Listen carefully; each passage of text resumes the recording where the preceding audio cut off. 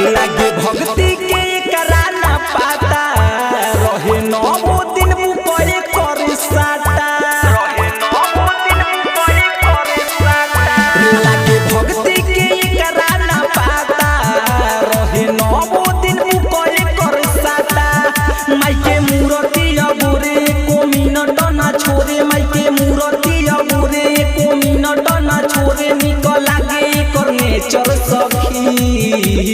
मिलल बा भातारे ऑपरेटर सखी गानावा बजावे माइके बेहतर सखी मिलल बा भातारे ऑपरेटर सखी गानावा बजावे माइके बेहतर सखी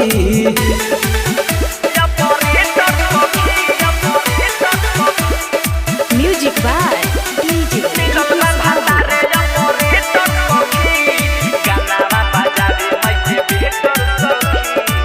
पढ़ल लिखल नहीं हवे उ बोल के गाना मंगावेला यूट्यूब खोल के फिर समैया में उ सुन सुन के रखल मोबाइल में बाचुन चुन के पढ़ल लिखल नहीं हवे उ बोल के गाना मंगावेला यूट्यूब खोल के फिर समैया में उ सुन सुन के रखल मोबाइल में बाचुन चुन के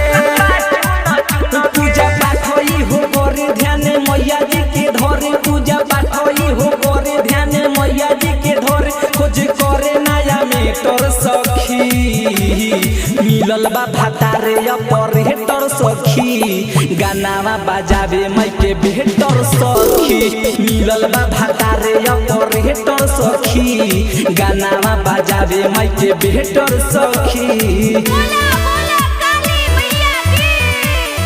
गानावा बजावे माइके बेहतर सखी म्यूजिक बाय डीजे रितेश बाबू साउंड बजावाला के बाए करना महो लगन भरतन को ना करे आराम हो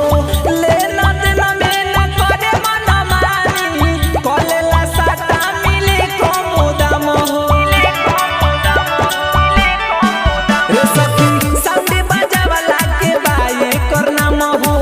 लगन भरतन को ना करे आराम हो लेना देना में ना करे मन मानी कलेला साटा मिले कमो दाम हो सनी अजित सिकाना हवे माही के दीवाना गुना लजित सिकाना हवे माही के दीवाना भगवती के ना बासेटर सखी मिलल बा भातारे ऑपरेटर सखी गानावा बजावे माइके बेहतर सखी मिलल बा भातारे ऑपरेटर सखी गानावा बजावे माइके बेहतर सखी।